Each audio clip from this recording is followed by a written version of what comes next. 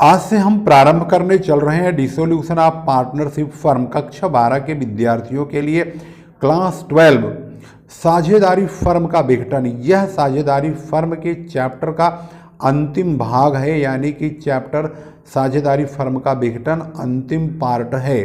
इस चैप्टर में हम पढ़ेंगे किस प्रकार से साझेदारी फर्म का समापन होता है और कैसे हम समस्त संपत्तियों की नीलामी करते हैं और उनका एक एक पैसा वसूल करके अपनी लायबिलिटीज़ का, यानी उस फर्म की लायबिलिटीज़ का, यानी उसके समस्त दायित्वों का भुगतान किया जाता है। तो किस प्रकार से नीलामी होती है, कैसे संपत्तियों को बेचा जाता है, साझेदारी का वसूली खाता और साझेदारों के पूंजी खाते और उनका कैश बैंक अकाउंट किस तरह मेंटेन करते हैं, ये तमाम चीज़ें हम इस चैप्टर में पढ़ेंगे। उससे पहले ये जानने की कोशिश करेंगे कि आखिर साझेदारी फर्म किन दशाओं में समाप्त हो जाता है। उसकी सबसे पहली दशा है जब सभी साझेदार आपस में मिलकर यह सुनिश्चित कर लें कि फर्म का विघटन कर दिया जाए, तो इस दशा में फर्म का समापन हो जाता है। दूसरी इसकी जो दशा है, प्रमुख तौर पर हमने यहाँ पर 5 दशाओं का वर्णन किया हुआ है। दूसरी दशा है जब सब साझेदार या किसी एक के अतिरिक्त सभी साझेदार दिवालिया हो जाएं, तो इस दशा में भी साझेदारी फर्म का समापन हो जाता है, यानी साझेदारी फर्म का विघटन हो जाता है। तीसरी इसकी दशा है जब फर्म का कार्य गैर कानूनी हो, तो इस दशा में भी साझेदारी फर्म का समापन हो जाता है।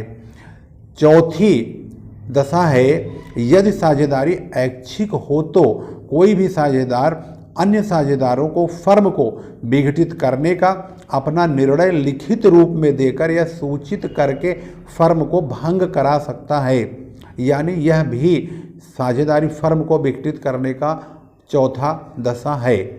इसके बाद 5वीं दशा है यदि फर्म समाप्त होना है तो उसके लिए न्यायालय फर्म को समाप्त करने का आदेश दे सकता है, यानी कि इन 5 दशाओं में फर्म को समाप्त किया जा सकता है।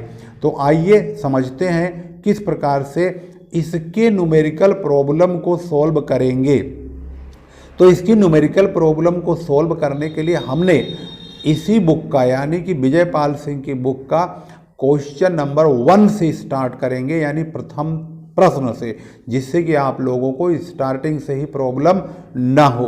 तो थ्योरी का ये भाग आपके लिए था और अब हम न्यूमेरिकल पोर्शन की शुरुआत करने चल रहे हैं, जिसमें क्वेश्चन नंबर 1 से आपके सामने न्यूमेरिकल प्रॉब्लम सॉल्व करने चल रहे हैं। तो आइए सॉल्यूशन की ओर बढ़ते हैं। क्वेश्चन नंबर 1, यहाँ पर आप देखेंगे राम, हरि और श्याम साझेदार हैं जो लाभ हानि को 6-5-4 के अनुपात में क्रमशः विभाजित करते हैं। उन्होंने 1 जनवरी 2021 से साझेदारी समाप्त करने का निश्चय किया।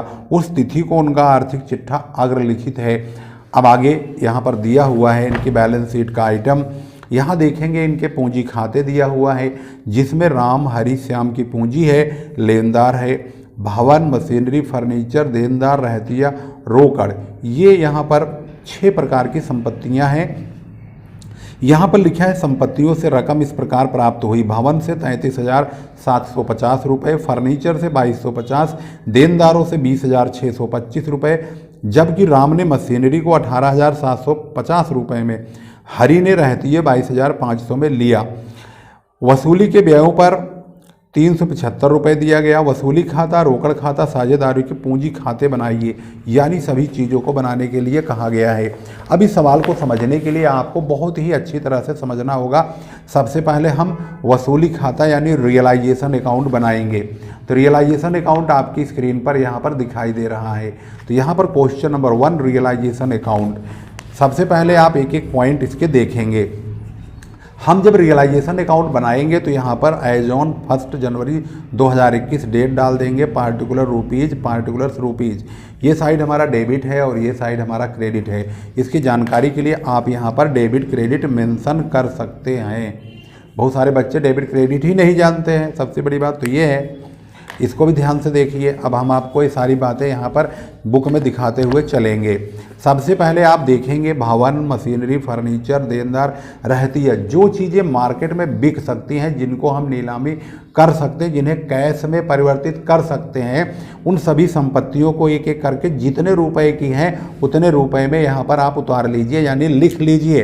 तो हमने यहाँ पर building, machinery, furniture, debtor, stock, ये हमने पांचों अमाउंट को इसी तरह से लिखा है। रोकड़ को नहीं, रोकड़ की बिक्री थोड़ी होती है, रोकड़ तो भाई रोकड़ है, इन सबको हमें रोकड़ बनाना है, कैश बनाना है। इसके बाद हमने यहाँ डेबिट साइड में building, machinery, furniture, debtor, stock लिख लिया। इसके बाद जहाँ पर देखेंगे तो क्रेडिटर लिखा है लायबिलिटी। जब एसेट्स को हम डेबिट में लिखेंगे तो लायबिलिटी यानी क्रेडिटर को हम क्रेडिट में लिखेंगे।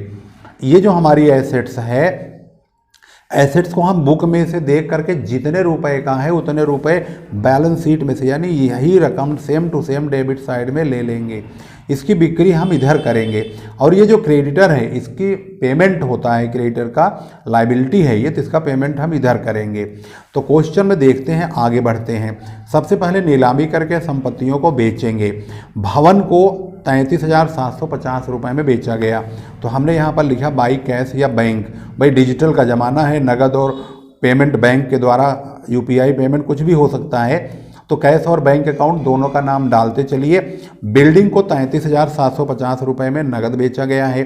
फर्नीचर से यहाँ पर देखेंगे 2250 रुपये, तो वह फर्नीचर यानी ये जो फर्नीचर 3000 का है ये 2250 में बिक गया। और ये जो बिल्डिंग 30,000 की है 33,750 बिक गई। देनदार 20,625 रुपये में बिक गए, यानी जो हमारे डेटर्स यहाँ पर लिखे हैं 22,500 के, ये 20,625 के बिक गए। ये तीनों चीज़ें नगद बिकी हैं, इसलिए कैश एंड बैंक के कॉलम में इनको दिखाएंगे यहाँ पर। इसके बाद आगे देखेंगे तो दशा थोड़ी चेंज हो गई। राम ने मशीन ले लिया। ये जो मशीन 22,500 की है इसको राम ने ले लिया है 18,750 में। तो हम इसको राम के नाम से बाई राम्स कैपिटल अकाउंट अपनी जानकारी के लिए यहाँ पर मशीनरी लिख दीजिए, जिससे कि आपको पता लग जाए कि मशीन को राम ने लिया है 18,750 में। हरी ने आगे बढ़ेंगे तो हरी ने रहतिया 22,500 में ले लिया है। तो हम यहाँ पर बाई हरी कैपिटल अकाउंट अपनी जानकारी के लिए यहाँ पर स्टॉक लिख सकते हैं, जिससे आपको पता रहे कि इन्होंने स्टॉक लिया है 22,500 में। इसके बाद क्रेडिटर्स के बारे में यहाँ पर कुछ नहीं बोला गया है, तो क्रेडिटर्स जितने रुपए का यहाँ पर होता है हमें इतना ही पेमेंट यहाँ पर डेबिट साइड में टू कैश बैंक के नाम से क्रेडिटर का उतना ही पेमेंट कर देते हैं। इसके बाद वसूली का खर्चा इन्होंने बोला 375 रुपये का हुआ है, तो यहाँ पर एक्सपेंसेज 375 रुपये, दोनों मिला करके 11,625 रुपये का हमने टोटल भुगतान किया है। अब हम देखेंगे कि हमें फ़ायदा हुआ या नुकसान। तो अब हम क्रेडिट साइड का जब टोटल करते हैं तो ये ज़्यादा है, इसका टोटल है 1,09,125, जबकि इस साइड का जो टोटल है यह है 1,04,625। तो हमने 1,09,125 में से 1,04,625 घटाया तो 4500 का फ़ायदा हो गया। अगर क्रेडिट साइड ज़्यादा है तो फ़ायदा और डेबिट साइड ज़्यादा है तो लॉस। अगर डेबिट साइड ज़्यादा होगा तो लॉस हम इधर बांटेंगे, अगर क्रेडिट साइड ज़्यादा होगा तो प्रॉफिट हम इधर बांटेंगे। तो यहाँ पर 4500 का फ़ायदा हुआ। इसको हम इनका पुराना रेशो दिया है, यही रेशो 654, इसी रेशो में हम 4500 को बांट देंगे। 1800, 1500, 1200 यानी 6-4 और 6-5-4 का रेशो है। 6-5-4 का टोटल होता है 15, तो 6/15, 5/15 और 4/15 इस प्रकार से इस रेशो में बट जाएगा। इसके बाद हम बनाते हैं partners capital account. Partners capital account आप देख रहे हैं राम हरि श्याम, इनके पैसे यहाँ पर रुपीज लिखेंगे, पार्टिकुलर्स। ये फॉर्मेट बहुत ही आलीशान, बढ़िया और अच्छी राइटिंग में बनना चाहिए। बाई बैलेंस बीडी, क्योंकि ये कैपिटल अकाउंट है तो हमें सभी पार्टनरों का कैपिटल ही लिखना होगा। तो बाई बैलेंस बीडी में हम इन पार्टनरों का कैपिटल लिखेंगे।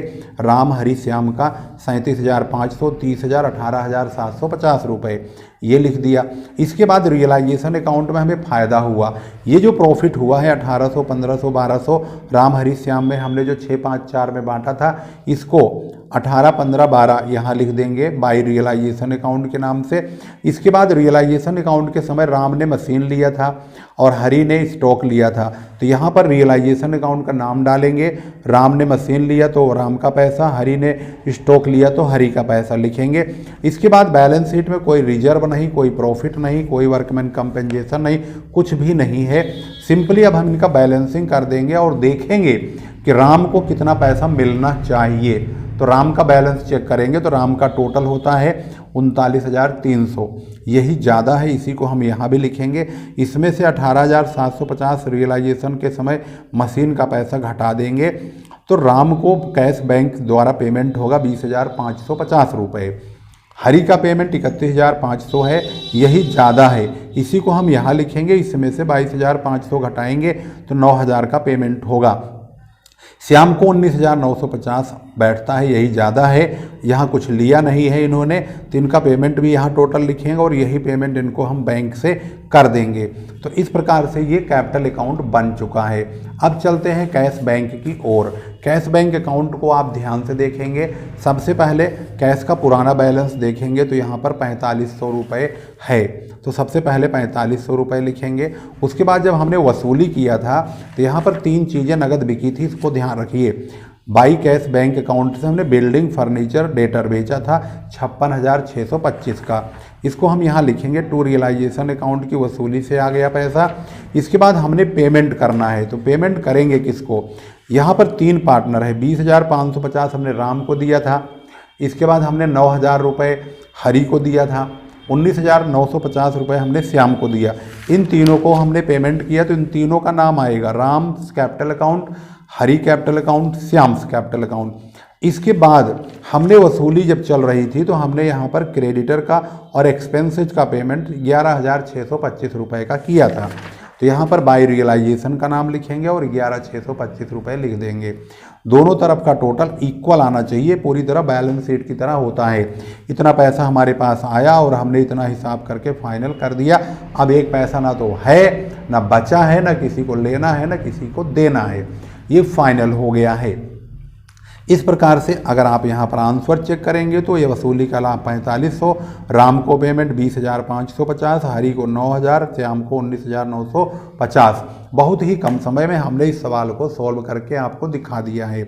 इसके बाद हम क्वेश्चन नंबर 2, 3, 4, 5 ऐसे कंटिन्यू बनाएंगे। बने रहिए, वीडियो को लास्ट तक देखा कीजिए। सभी लोग इस वीडियो को शेयर करो यार, यूपी बोर्ड के बच्चे हो, और सभी लोगों को धूम धड़ाके से बांट दो प्रसाद की तरह। सभी बच्चों को इसका फायदा मिलना चाहिए। एक एक बच्चा revolution, partners capital, cash bank, इन सब में बिल्कुल विद्वान बनना चाहिए, माहिर होना चाहिए, एक्सपर्ट होना चाहिए। सभी लोग इस वीडियो को अवश्य शेयर करें। चैनल सब्सक्राइब नहीं किया है तो फौरन करो, एक लाइक जाते जाते जरूर ठोक देना। इसके बाद अगली वीडियो में हमारी और आपकी मुलाकात होगी। तब तक के लिए नमस्कार, जय हिंद, जय भारत।